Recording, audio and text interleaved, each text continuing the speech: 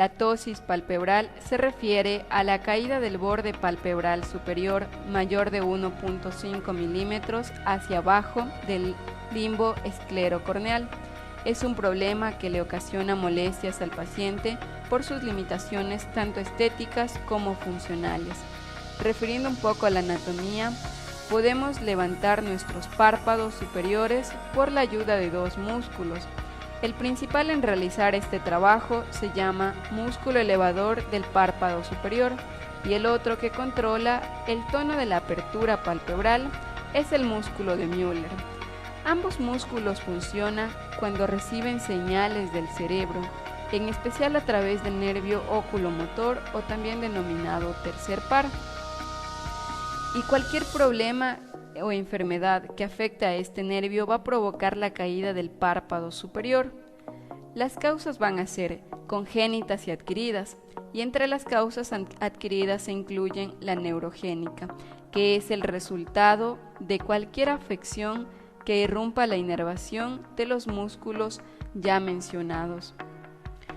En la presentación clínica tenemos la caída del párpado, la sensación de pesantez en los ojos, el oscurecimiento visual y las quejas estéticas. Además, algunas personas con ptosis pueden inclinar la cabeza hacia atrás y levantar las cejas para tratar de ver mejor, y con el tiempo estos movimientos pueden causar problemas. El tratamiento consiste en una intervención quirúrgica en la mayoría de los casos, y con la corrección se busca restaurar el campo visual, mejorar la apariencia estética y revertir la sensación de pesantez en estos pacientes.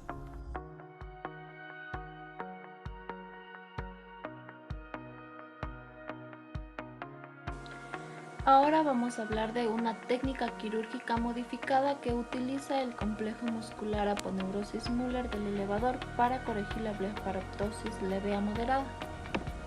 Para esto se tomó un artículo publicado en el 2018 en donde participó el Departamento de Quemaduras y Cirugía Reconstructiva del Hospital West de China, así como también la Escuela de Medicina West de China.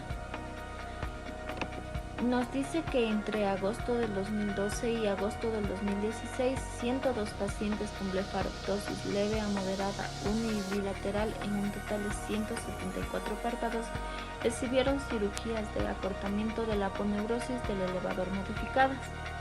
La cohorte de los pacientes tenía una edad de entre 15 y 48 años, que incluía 46 hombres y 56 mujeres.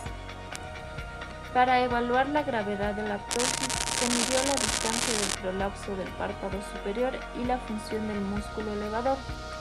La distancia de prolapso medidas fueron de 1.0 a 4,5 milímetros con una media de 3,2 milímetros. Las funciones del músculo elevador fueron todas superiores a 5 milímetros, en un rango de 5 a 9 milímetros, con una media de 6,8 milímetros. Ya, aquí podemos ver a un paciente con una ptosis unilateral y el resultado después de la cirugía modificada. Para esta técnica se utilizó el diseño de una línea de doble párpado de acuerdo con el principio de la blefaroplastía, el cual consistía en la inserción de un anestésico local debajo de la piel y que la piel del párpado superior se corte de acuerdo al diseño. Se extirpó el músculo orbicular de 3 a 5 milímetros de ancho de la cara anterior de la placa tarsal para exponer el tabique orbitario. Luego se infiltró un anestésico local en el tabique orbital para hidrodiseccionar la grasa orbital de la pared posterior del tabique. Como podemos ver aquí, se diseccionó toda la grasa del orbital. Como les dijimos, esta técnica modificada consiste en que para eliminar el complejo elevador, primero se elimina aproximadamente 3 milímetros de la fascia tarsal anterior para así exponerlo. Luego se corta de manera conservadora el complejo elevador en función del cálculo y se ajusta la posición hasta la altura deseada. Y así es como se logra el contorno de los párpados superiores. Luego se sutura el complejo en la placa tarsal en 3 lugares, una interior, otra media y otra lateral, y finalmente se realiza una blefaroplastia normal, usando varias suturas separadas de la piel del párpado superior. Los autores nos dicen que este procedimiento quirúrgico modificado que utiliza el complejo músculo elevador ha aumentado la tasa de éxito y ha reducido la probabilidad de complicaciones en comparación con las cirugías convencionales del complejo músculo elevador. Este es un artículo científico de la revista Science Journal de cirugía plástica, el cual fue publicado por primera vez el 24 de octubre del 2019. Es un artículo de investigación, el cual es el siguiente: tratamiento quirúrgico de la ptosis palpebral grave mediante la técnica de suspensión de ceja. Esto con cabestrillo frontal utilizando prolemne de doble hilo como material de suspensión para corregir la ptosis severa. En los antecedentes tenemos que la blefaroptosis puede ocurrir a cualquier edad. Su corrección quirúrgica puede estar indicada para fines funcionales y cosméticos. El tratamiento de la blefaroptosis en niños menores de 3 años puede ser necesario de forma urgente para prevenir la ambliopía. El tipo de cirugía depende de la gravedad de la ptosis. El propósito del estudio es evaluar los resultados funcionales y las complicaciones de la operación del cabestrillo frontal, utilizando doble hilo como material de suspensión para corregir la ptosis severa con una función muscular elevadora mínima o nula. En los métodos tenemos que se incluyeron 59 pacientes, estos entre hombres y mujeres con ptosis unilateral o bilateral grave. Se usó una onda frontal de doble rosca usando una cánula para introducir el prolemne para corregir la ptosis severa. En estos pacientes fueron seguidos en un promedio de 21 meses con un rango de 2 a 24 meses después de la operación.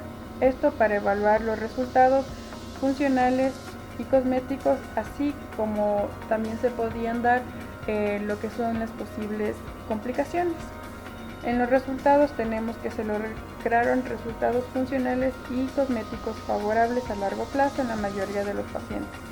La tasa general de recurrencia de la ptosis fue la siguiente: en 50 de los 59 párpados fueron con resultados funcionales y cosméticos favorables a largo plazo. En 5 párpados la recurrencia de la ptosis también se dio el cierre incompleto en 2 párpados. En un párpado se dio la sobrecorrección y en un párpado más se dio la exposición en la córnea y la queratitis por la exposición de la misma. La infección, los problemas de la herida y la obliteración del surco supratarsiano no se observaron en ningún caso durante el periodo de seguimiento. En las conclusiones tenemos que la operación de cabestrillo frontalis con prolemne de doble rosca como material de suspensión es una técnica eficaz para corregir la ptosis severa. Es decir, que el método es muy eficaz, comprobado en este estudio. Como tratamiento alternativo para la corrección de la ptosis palpebral severa se utilizó la técnica de la cirugía de suspensión frontal con el uso del tendón palmar largo.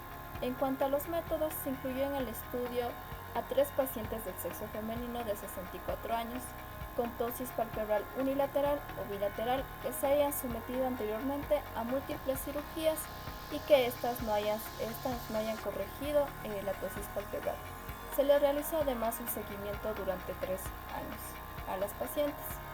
En cuanto a las conclusiones, existió un menor tiempo de hospitalización, además que la mejora va a ser de gran beneficio para las pacientes afectadas, especialmente si estas han tenido varias operaciones anteriormente. No solo desde el punto de vista estético, ya que va a existir una simetría entre ambos ojos y una apariencia más natural, sino también desde un punto de vista funcional, ya que el objetivo de la operación va a ser mejorar la distancia del margen al reflejo.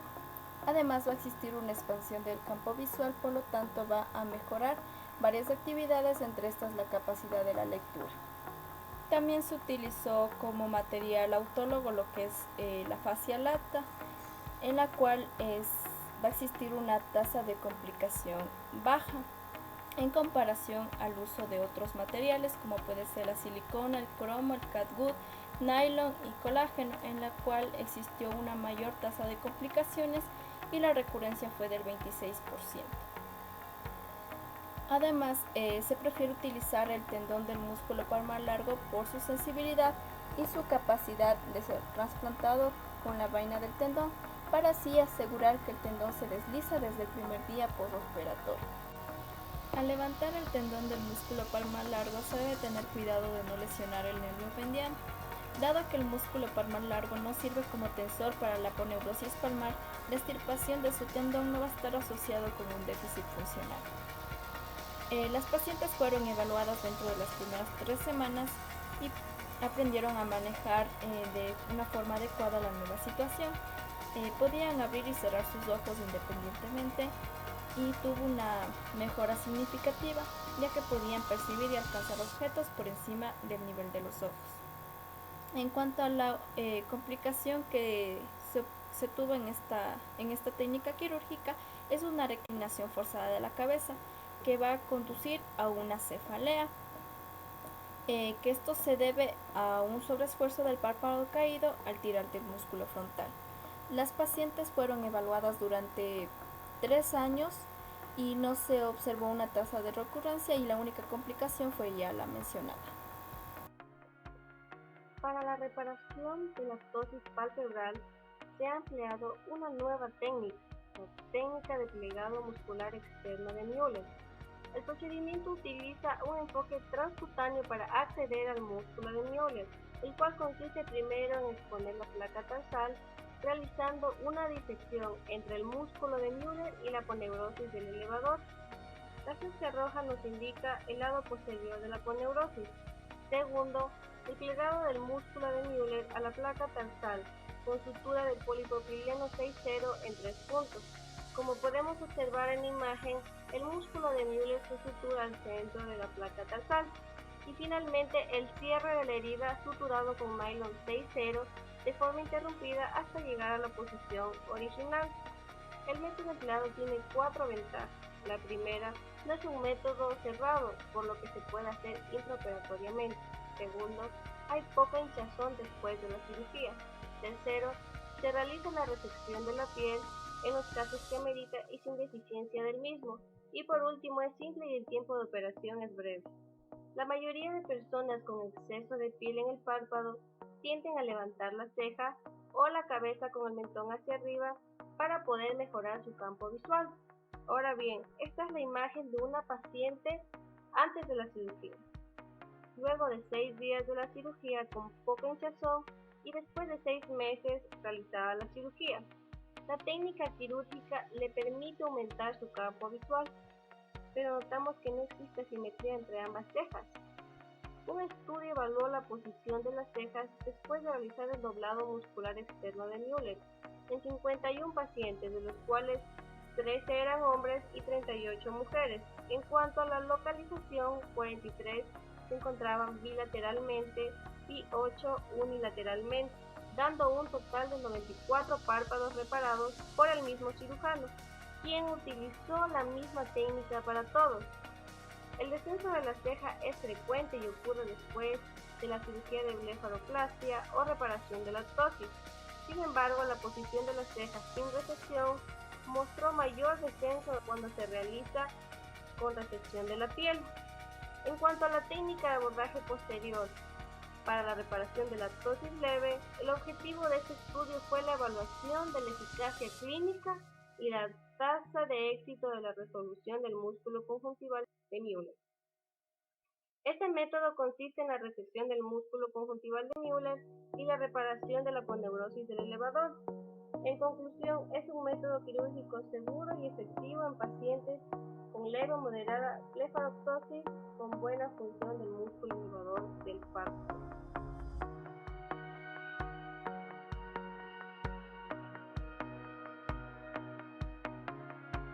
Dentro de la población pediátrica, esta patología tiene una incidencia de 7.9 por cada 100.000 niños. Dentro de los nacimientos vamos a encontrar una incidencia de 1 en cada 842. La técnica quirúrgica a usar va a depender del grado de lesión. ya sea leve, moderado o grave. Esto se va a caracterizar por medio del análisis de la apertura palpebral y del margen palpebral.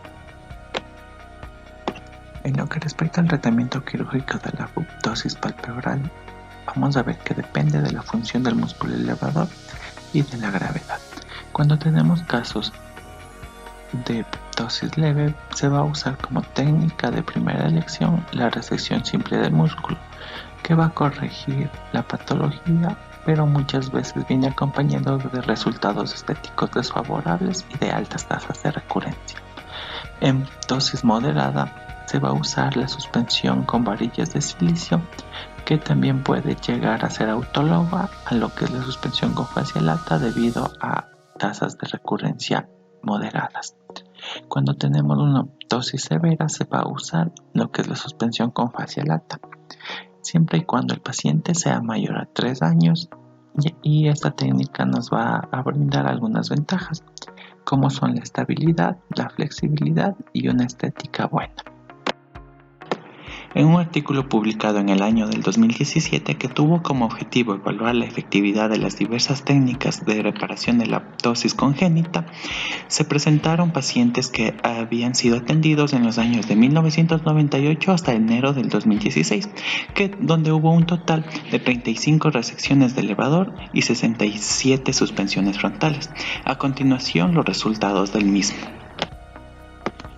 En lo que respecta a las complicaciones de las técnicas anteriormente mencionadas, varios estudios demuestran que la solución satisfactoria se da en un 75%, las complicaciones en un 25%. Dentro de estas complicaciones, la más recurrente es la reaparición en un 29%. En casos que se necesita una segunda intervención se da en el 23% y una tercera intervención en el 9.3%. Dentro de las complicaciones a corto plazo vamos a tener como la más frecuente la queratitis en un 6%, seguido por la oftalmus en un 5%. También se puede dar lo que es la ulceración corneal en un 4%, y en menor escala se da la infección, el granuloma y el necropión con 1 y 0.9%, los dos últimos ya mencionados. En fin, al usar estas técnicas se puede tener un grado de satisfactoriedad correspondiente al 75%, con un 15% de complicaciones y 10% de recurrencia. Con respecto a las técnicas usadas, se puede observar que la suspensión con varillas de silicona puede mostrar mayor grado de recurrencia, pero van a presentar ciertas ventajas, como es aplicarlo a pacientes menores de 3 años y también que brinda un movimiento dinámico.